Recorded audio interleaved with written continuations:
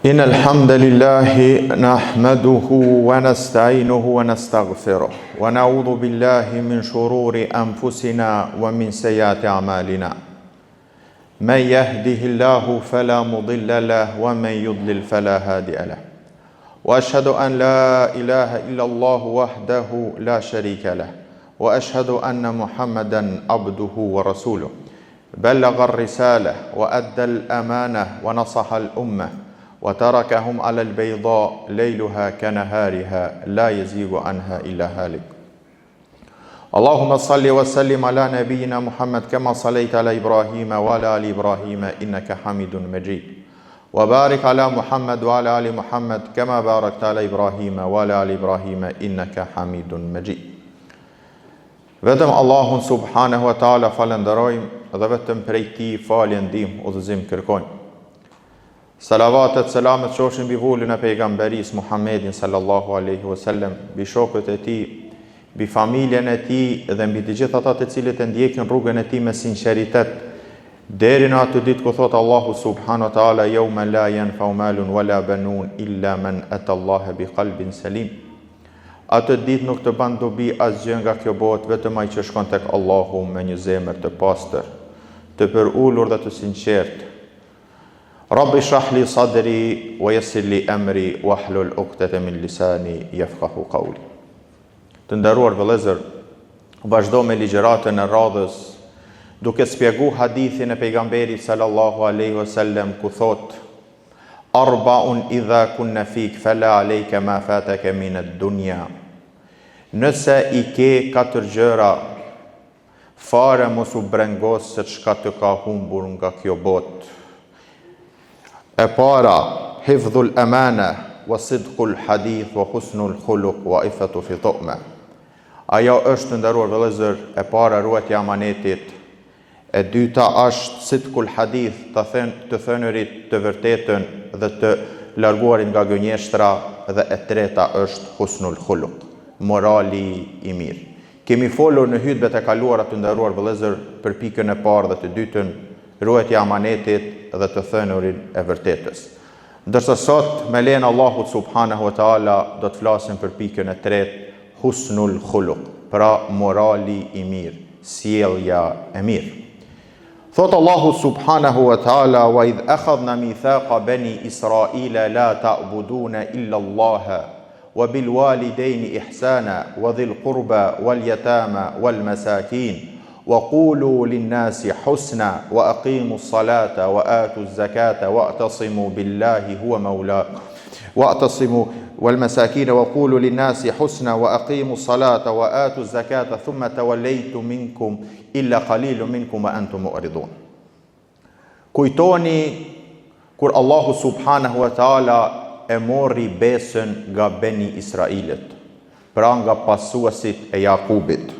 La ta'buduna illa Allah, që nuk do ta adhuroni askën tjetër përveç Allahun subhanahu wa taala. Wa bil walidayni ihsana, dhe do të silleni mirë me prindërit e juaj. Wal yatama wal masakin wa dhil qurba wal yatama wal masakin, me të afërmit, me jetimet, me të varfrit. Wa qulu lin nasi husna, dhe do t'i thoni dhe do t'i flisni njerëzve fjalë të mira. Do ta falni namazin, do ta japni zakatin. Thumma tawallaytum illa qalilun minkum wa antum mu'ridun. Mirë po shumë nga ju pra do të largoheni dhe pak do ta pasoni këto udhëzime kuranore. Kështu thot Allahu subhanahu wa taala. Të nderuar vëllezër, duhet ta kuptojmë diçka, se Allahu kur i drejtohet Benu Israilve apo pasardhësve të Jakubit, e ka për qëllim për umetin e pejgamberit sallallahu alaihi wasallam. Sepse ky Kur'an ka zbrit për pasuesit e pejgamberit sallallahu alaihi wasallam, mirë po tregon her pas here tregime se çka ka ndodhur tek pararsit ton, pra. E këtu në këtë rast pasardhësit e Jakubit. Mirë po e ka për qëllim për umetin e pejgamberit sallallahu alaihi wasallam. Të nderuar vëllezër, ky është një ajet që tregon për rëndësinë që ka morali në jetën e besimtarit. Mos kuptimi i këtij ajeti ka çuar në një përçarje dhe në një dyzim mes personalitetit apo tek personaliteti i muslimanit praktikus. Duke mendu se morali të nderuar vëllezër, sjellja e mirë dhe kështu me radhë, është çështje dytësore dhe nuk ka rëndësi shumë në jetën e besimtarit. Përkundrazi, ky ajet të nderuar vëllezër na jep të kuptojmë se sjellja e mirë, morali i lartë dhe kështu me radhë, është ngusht i lidhur me njohshmërinë e Allahut subhanahu wa taala. Dhe në këtë ajet Allahu subhanahu wa taala i jep përparësi sjelljes së mirë ndaj faljes së namazit, dhënies së zakatit dhe kështu me radhë. Pra ajeti në surën Al-Baqara, ajeti 83, tregon një rëndësi shumë të madhe që ka morali, sjellja në jetën e muslimanit. Është e lidhur ngusht me njohshmërinë e Allahut subhanahu wa taala. Si? Duke nxjerr nga ky ajet të nderuar vëllezër, e kuptojmë se Allah thotë, e ka marrë besën që nuk do të adhuroni askën tjetër përveç Allahut. Pastaj do të sjelleni mirë me prindërit, me të afërmit, me jetimët, me të varfët dhe do t'i thoni njerëzve fjalë të mira. Njeriu të nderuar vëllezër e adhuron Allahun subhanahu wa taala dhe adhurimi ndaj Allahut janë në dy mënyra. E para, ta njësosh Allahun subhanahu wa taala në krijimtarinë e tij. Dhe kjo arrihet përmes logjikës. Pra njeriu me logjikën e tij arrin ta kuptoj se ky univers nuk është krijuar nga asgjëja. Dhe këtë pra në tauhid rububie, pra e njëson Allahun subhanahu wa taala. Mirë po në njohshmërinë me adhurim është me zemër.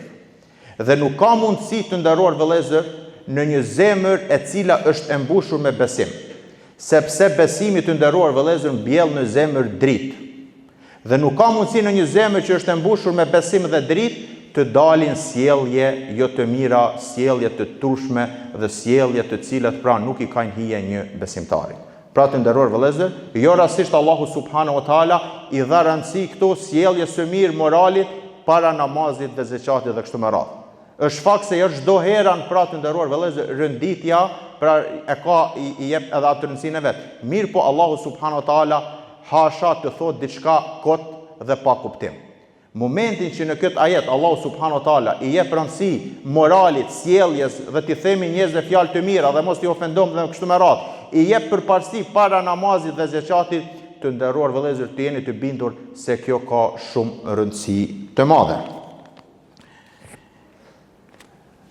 Allahu subhanahu wa taala, pra të nderuar vëllezër, e ndaloi dhe e bari haram xhenetin ati njeri i cili është mendjemadh. Dhe mendjemadhësia të nderuar vëllezër është burimi kryesor i moralit të keq. Pra të nderuar vëllezër, çdo gjë është e lidhur. Mendjemadhësia shkakton moral të keq. Pra pejgamberi Allahu subhanahu wa taala mirë po dokonis me hadithet pejgamberit sallallahu alaihi wasallam thotë la yadkhulul janna man kana fi qalbihi mithqal min al-kibr. Nuk do të hyjë në xhenet ai i cili në zemrën e tij ka sa një grimc të vogël nga mendjemadhësia. Pse? Sepse mendjemadhësia të nderuar vëllezër është pengesa kryesore që njeriu të ketë moral të lartë. Sepse mendjemadhësia rezulton të nënshmojë njerëz që është në kundërshtim me moralin e lartë. Wa bil walidayni ihsana wa dhil qurba wal yatama wal masakin wa qulu lin nasi husna, dhe thuani njerëzve fjalë të mira. Linnas të nderuar vëllezër, kjo ka ardhur në formë të përgjithshme. Pa marrë parasysh njerëz, musliman jo musliman, linnasi duhemi dhe e kemi obligim fetar që t'i themi njerëzve fjalë të mira dhe mos t'i ofendojmë, mos t'i mashtrojmë, mos t'i rrem dhe kështu me radhë. Të nderuar vëllezër, Allahu subhanahu wa taala kur e krijoi njeriu, thot wa laqad khalaqna al-insana fi kabad. Ne thot njerin e krijuam në ngushtësi, gjatë jetës ka sfida, probleme, sprova dhe kështu nuk duhet diçka shumë argumente që ta vërtetojmë një gjë të tillë. Dhe si rezultat i saj të nderuar vëllezër, njeriu në këtë botë ka ramje edhe ngritje. Ka dështime dhe ka rikëmbje. Mund të ketë dështime ekonomike, mirë po, pejgamberi sallallahu alaihi wasallam me një hadith na tregon për dështimin e vërtet, që do të thotë çdo dështim tjetër të nderuar vëllezër në këtë botë nuk është dështim që s'ka pas ti rikëmbje. Mund të dështosh përkohësisht, pastaj të ngritesh. Mund të kesh një problem, pastaj ta zgjidhësh problemin. Dhe kështu me radhë. I vetmi dështim të nderuar vëllezër, a dini cili është ai dështim që nuk ka pas asaj rikëmbje, thot pejgamberi sallallahu alajhi wasallam, i mbledhi një herë shokët e vet që t'i tregoj për rëndësinë e moralit të lartë. Dhe i tha: "Atadruna manil muflis?" A dini cili është i dështuar? Pikpamjen e parë tek sahabët tek shokët e pejgamberit sallallahu alajhi wasallam rezultoi dhe e kuptuan se el muflis men la dinara lahu wala dirham. Pra në pikpamjen e parë dhe tek ne mos ta kishim pas këtë hadith, na kishte bërë të kuptojmë se i dështuar është ai njeriu që si ka, domethënë që dështon, nuk ka parë, nuk ka pasuri, mund të mbijetojë dhe kështu me radhë, është i varfër, duke vdek nga varfria dhe kështu me radhë. Mirë po pejgamberi sallallahu alaihi wasallam tha jo. El muflis u thot men yati yawm al qiyamati bi salatin wa siyamin wa zakat. I dështuar thot është ai njeri i cili do të vijë në ditën e kiametit me namaz, me zeqat, me haxh, me adhurime, me vepra të mira dhe me kështu me radhë. Mirë po, qad shatama hadha wa qadhafa hadha wa daraba hadha wa safaka dima'a hadha. Mirë po, në ditën e kiametit e shef se ka shpif për filanin, e ka ofendu filanin, e ka goditur filanin, ja ka hangur djersën filanin dhe kështu me radhë, thot do t'i vihen, thot do t'i merren të mirat e këtij dhe do t'i jepen filanit të cilin është shpif, e ka kështu me radhë. Në një farë mënyrë të nderuar vëllezër, ai njeri i cili nuk ka moral të lartë apo moral të mirë në përgjithësi, ky person a thu se vepra që i kryen është duke i kry për dikën tjetër. Edhe pse në këtë botë ky nuk e kupton këtë gjë. Mirë po kur të ballafaqohet me realitetin do ta kuptoj se ai njeri që e ofendon, ai njeri që gënjen, ai njeri që shpifën, ai njeri që godet të tjerët, ai njeri të nderuar vëllezër do ta kupton se mlodhjen të cilën e ka bërë në këtë botë e ka bërë për tjera këmbë. Pastaj vazhdon pejgamberi sallallahu alaihi wasallam thot dhe do t'i merren thot veprat e mira dhe do t'i dhurohen atyre për të cilin ky person ka shpif, ka përgoju, i ka bërë pa drejtë dhe kështu me radhë. Fa idha faniyat hasanatuhu, dhe kur t'i marrohen, se ka mundësi s'ka pas ndoshta edhe shumë vepra të mira, do t'i merren atyre veprat e këqija dhe do t'i barten tek ky person. Thumma yutrahu fi nar, pastaj do të hidhet në zjarr të xhehenemit, Allahu na ruaj. Pra të nderuar vëllezër, e morali i lartë të nderuar vëllezër, çka do të thotë? Mund dikush të thotë, do të tash duke menduar, duke dëgjuar hutbën dhe kështu me radhë, thotë, un kam qef me pas moral të lartë, dikush mund të thotë un nuk mundem, ai tjetri thotë un nuk di çka do të thotë morali i lartë dhe kështu me radhë. Të nderuar vëllezër, sa i përket pyetjes së parë, unë nuk di apo un nuk mundem dhe kështu me radhë, nuk ka gjë që nuk mundet të nderuar vëllezër. Huwa alladhi akhraja min butuni ummahatikum la ta'lamuna shay'a. Allahu thot ju nxjori nga barkat e nënave nuk dishit asgjë. Për një pejgamberi sallallahu alaihi wasallam tha, innamal hilmu bitahallum wa innamal ilmu bita'allum. Njeriu kur lind nuk din asgjë.